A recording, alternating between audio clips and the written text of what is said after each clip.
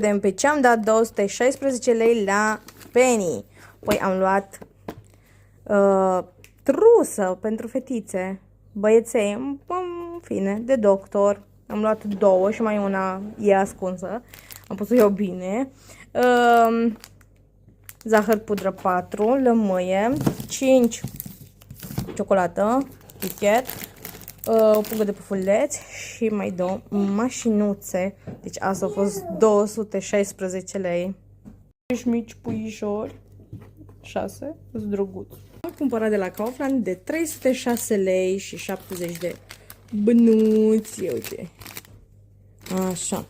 Păi să începem cu mozzarella sticks, file de pui cu susan, orez, rulouri, astea sunt bune, șuncă, crembuș de la Meda, amândouă, telemia, niște bacon, pătrunjel, ouă de prepeliță, ouă de găină, 6 de iaurt, 2 de mascarpone, vișine congelată, dres,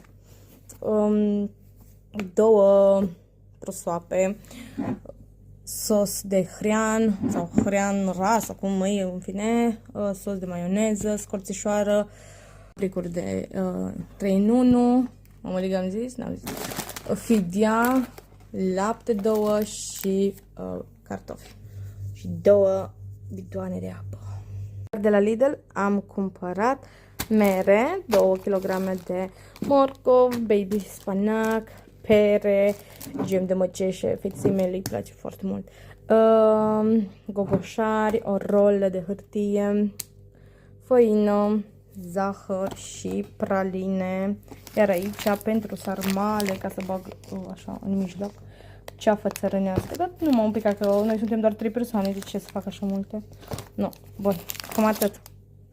Dacă am zis, am dat 93 de lei și 11 bănuți, destul de mult toate cumpărăturile și plus că încă n-am cumpărat carne, că nu s-a găsit.